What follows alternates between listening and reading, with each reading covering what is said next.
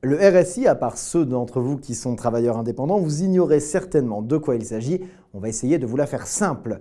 RSI, ça veut dire Régime social des indépendants. C'est la caisse de sécurité sociale des artisans, des commerçants ou encore de ceux qui exercent une profession libérale. En gros, c'est votre boulanger, votre épicier ou encore votre médecin.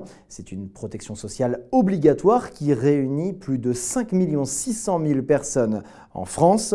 Problème, depuis la fusion entre URSSAF et RSI en 2009, pas mal de soucis d'ordre administratif ont fait leur apparition. Lionel Canesi en a listé 3 au micro de City Post.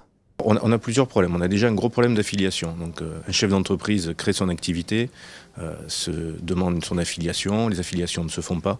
Donc, pas de couverture. On fait plusieurs courriers recommandés auprès des caisses pour les affiliés. Enfin, c'est très compliqué. On note à peu près un délai moyen d'1 an, 1 an et demi pour arriver à les affilier. Il faut savoir que quand on passe du régime général au régime des travailleurs non salariés, on est couvert pendant 1 an.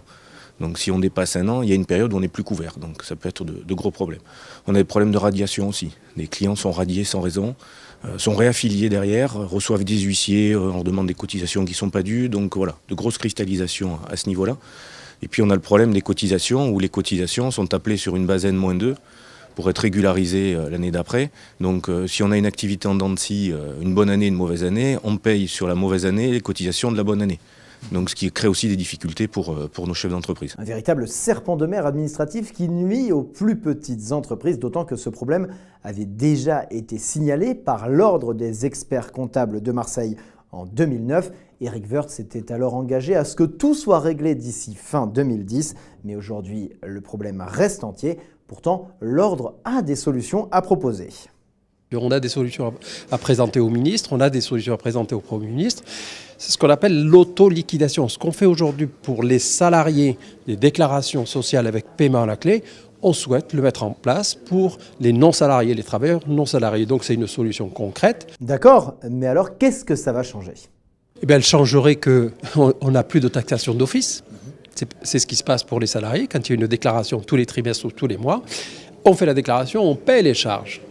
Or, aujourd'hui, ce qui arrive au niveau du RSI, c'est eux qui le gèrent. Mais comme ils sont complètement dysfonctionnés, en tout cas dans notre région, bien, il y a des taxations d'office, des choses incompréhensibles, je dirais, pour les entreprises. Et qui finissent par aboutir à des redressements, des taxations d'office et finalement par des dépôts de bilan. Aujourd'hui, une pétition a été lancée sur Internet sur le site change.org. Elle a déjà récolté plus de 379 signatures. Mohamed Lakila espère en récolter 10 000 et voir cette mobilisation s'étendre à l'échelle nationale. Donc ce qui crée aussi des difficultés pour nos chefs d'entreprise. Un véritable serpent de mer administratif qui nuit aux plus petites entreprises, d'autant que ce problème avait déjà été signalé par l'Ordre des experts comptables de Marseille en 2009. Eric Woerth s'était alors engagé à ce que tout soit réglé d'ici fin 2010.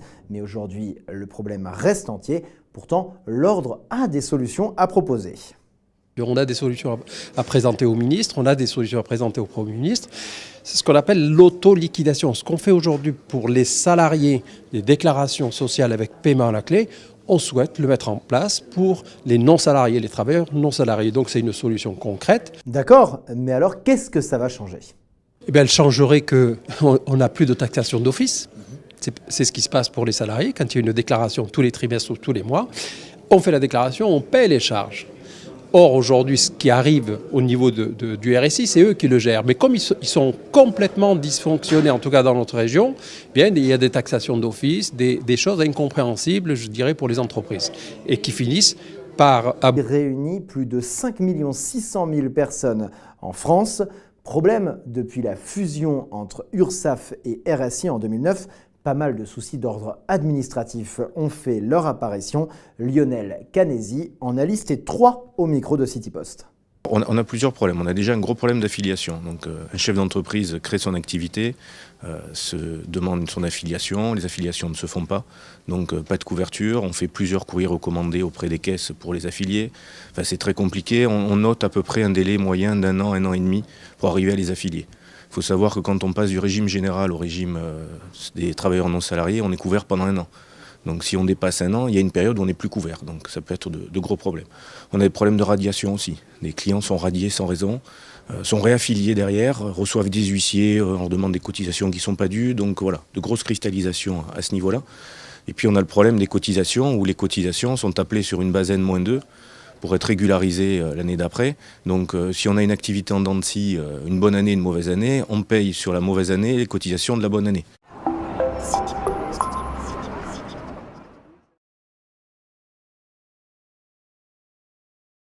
Le RSI, à part ceux d'entre vous qui sont travailleurs indépendants, vous ignorez certainement de quoi il s'agit. On va essayer de vous la faire simple.